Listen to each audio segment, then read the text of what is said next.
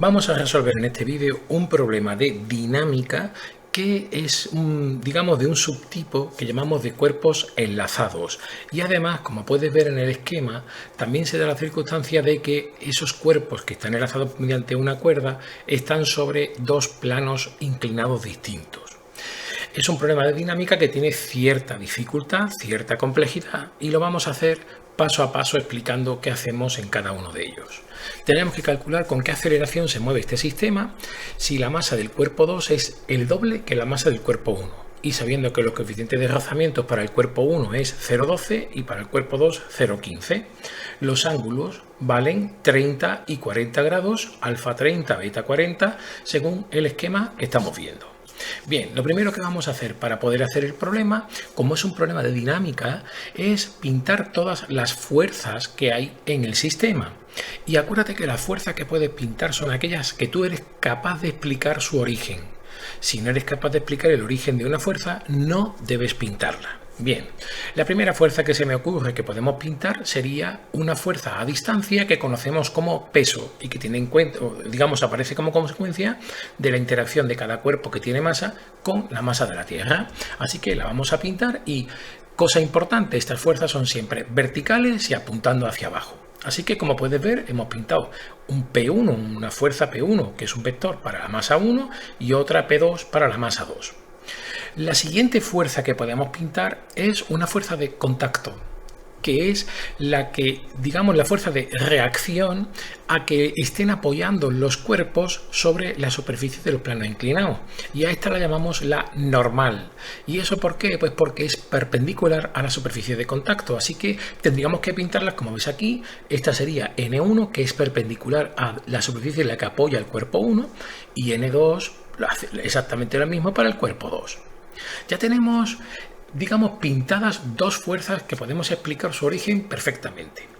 Ahora bien, date cuenta que tu sistema se va a mover en un sentido u otro, pero siempre de forma paralela a la superficie de los planos inclinados. Es decir, el cuerpo 1 podrá subir o bajar, pero siempre paralela a esta superficie que te estoy marcando, y el cuerpo 2 exactamente igual. Podrá subir o bajar, pero siempre paralelo a esta superficie. Luego, la primera cosa o la siguiente cosa que vamos a hacer es tomar un sistema de referencia que incluya en uno de sus ejes esa dirección de movimiento. Es decir, que sea una de las direcciones paralelas a la superficie de los planos inclinados. Por lo tanto, el otro eje tiene que ser perpendicular y coincidiría, si el primero es paralelo a esta dirección que le estoy marcando, pues coincidiría con la dirección de las normales para cada uno de los cuerpos. Si tenemos esto en cuenta, ¿verdad? Fíjate que el peso se nos quedaría fuera de ese sistema de referencia. Por lo tanto, deberíamos descomponer las fuerzas que hemos llamado P1 y P2. Eso lo podemos hacer tranquilamente, como te digo, tomando como referencia el sistema que te he indicado. Tendríamos la componente P1i, que estaría en el eje Y, ¿verdad?, que coincide con la normal, y la componente 1x, que estaría en el eje que va a estar conteniendo la dirección del desplazamiento. Y lo mismo podríamos hacer con el cuerpo 2, de manera que tendríamos un P2x y un P2y.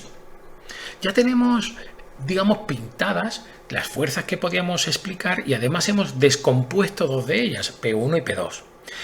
Pero debemos o podemos pintar alguna fuerza más. Como consecuencia de haber descompuesto los pesos, fíjate que aparecen componentes P1x y P2x que están en la dirección del movimiento y que van a dar lugar a una fuerza de reacción que estará situada sobre la cuerda que sujeta esos cuerpos. Esas son las tensiones, de manera que esta P2, ¿verdad?, pues tendrá como resultado una T2 y esta P1 una T1. De manera que, si te das cuenta, lo que vamos a hacer es que tenemos dos tensiones que tendrían, digamos, sentidos contrarios dentro de la cuerda. Y una vez que tenemos esto, lo siguiente que vas a tener que hacer es, vas a tener que pintar o decidir hacia dónde se mueve tu sistema. En este caso, lo que vamos a hacer es que vamos a tener en cuenta que el sistema se mueve hacia la derecha. Vamos a suponer que estaría moviéndose hacia la derecha. En este caso, fíjate que vamos a pintar este sentido y eso quiere decir que como los dos cuerpos rozan, las fuerzas de rozamiento se tienen que oponer al sentido que yo he decidido. Por lo tanto, lo tendría que pintar FR2 hacia arriba y aquí FR1 hacia abajo. Ahora sí tienes todas las fuerzas que hay sobre el sistema. ¿El siguiente paso cuál es? Pues el siguiente paso va a ser el aplicar la segunda ley de la dinámica a cada una de las direcciones que, digamos, has escogido como sistema de referencia, el eje X y el eje Y. Si haces esto, como hemos dicho antes, que el desplazamiento solo va a ser paralelo a la superficie de los planos inclinados, digamos, el movimiento va a estar contenido en el eje X, podríamos concluir lo siguiente. Para el eje Y, la suma de las fuerzas ha de ser igual a 0, porque no hay movimiento en esa dirección. Recuerda que esa dirección era la que contiene a la normal y a la componente Y del peso. Y en el eje X, la suma de las fuerzas en este eje tendría que ser, por lo tanto, igual a la masa total del sistema por la aceleración. Estamos aplicando la segunda ley de la dinámica. Una vez que tenemos esto claro, ¿qué es lo que vamos a hacer? Bien, pues vamos a... como sabemos el signo, o hemos puesto el criterio de signo que hemos querido, vamos a hacer la suma de las fuerzas en el eje X, de manera que serán positivas las que coinciden con este signo que hemos marcado y negativas las que tienen el sentido contrario. Y fíjate cómo te quedaría la componente P2X, ¿verdad?, del cuerpo 2, más la T2, menos la T1, menos la componente 1X, menos la fuerza de rozamiento de 2 y menos la fuerza de rozamiento de 1. Es decir, como puedes ver, hay solo dos positivas, dos que van en el sentido que he escogido y tres que van en contra. Y siempre las fuerzas de rozamiento tendrán sentido negativo porque se opondrán a ese movimiento. Y la masa del sistema, que sería la masa de 1 más la masa de 2. Por supuesto, por la aceleración, que será lo que quiero determinar. Ahora bien, ¿cuánto valen las componentes P2X, P1X? ¿Cuánto valen las fuerzas de rozamiento? Bien, si nos venimos aquí al esquema, fíjate que tenemos que buscar dos líneas que sean perpendiculares a el ángulo que conozco, por ejemplo, aquí a la derecha, que sería beta. Fíjate que la flecha que yo he llamado P1I corta perpendicularmente a esta que sería la hipotenusa, ¿verdad? O digamos, si trazáramos aquí un triángulo rectángulo, ¿verdad?, sería el lado más grande, y el peso 1 está cortando perpendicularmente a la base, es decir, el ángulo que hay entre P1I y P1 coincide con el ángulo beta. Lo mismo puedes hacer para el ángulo alfa en este otro lado. Este ángulo que te estoy marcando aquí entre P2 y P2I sería alfa. Así que si descompones y pones cada una de las componentes en función de ese ángulo, fíjate lo que te queda para lo que serían las componentes P1X y P1Y.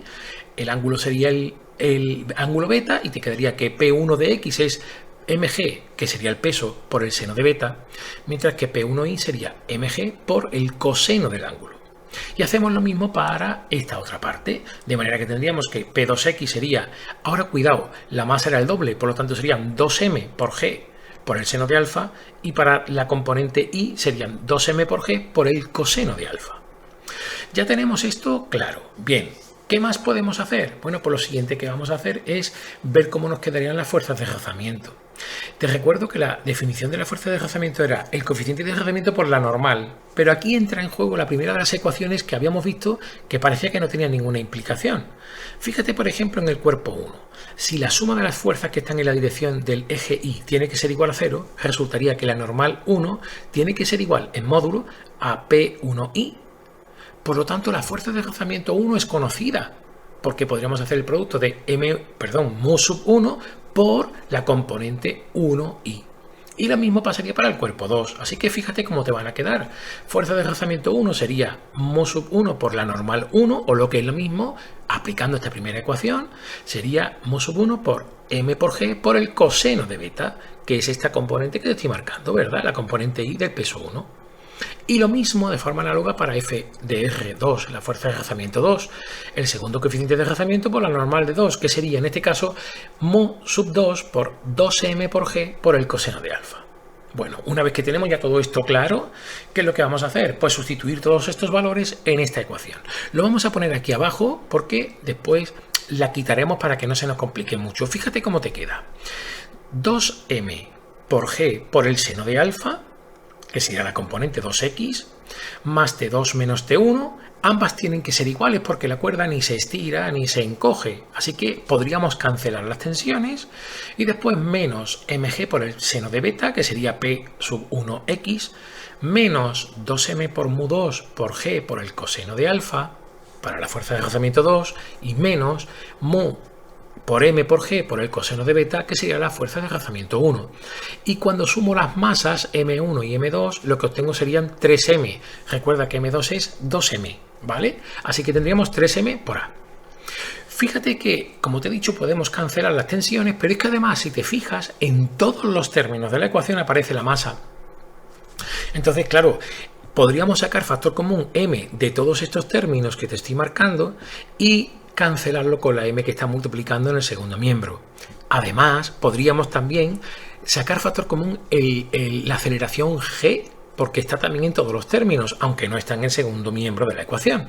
Así que podríamos entonces escribir, como te estoy diciendo, g por, y ahora entre paréntesis, lo que nos quedaba de los demás términos sería 2 por el seno de alfa menos el seno de beta, menos 2 por el coeficiente de desplazamiento mu sub 2 por el coseno de alfa, menos el coeficiente de desplazamiento mu sub 1 por el coseno de beta. Y todo esto es igual a 3a.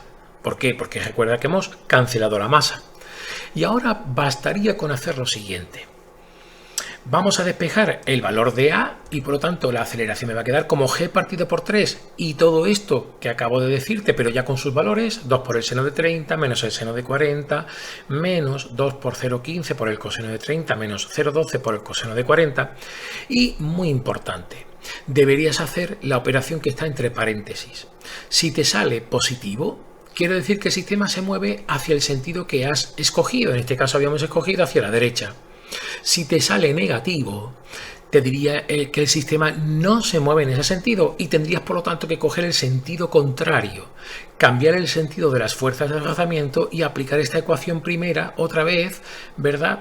Pero hacerlo de manera que en este caso viera si te sale también negativo o no. Si te saliera positivo, pues ese sería el sentido de movimiento, y si te saliese negativo, quiere decir que el sistema no se mueve.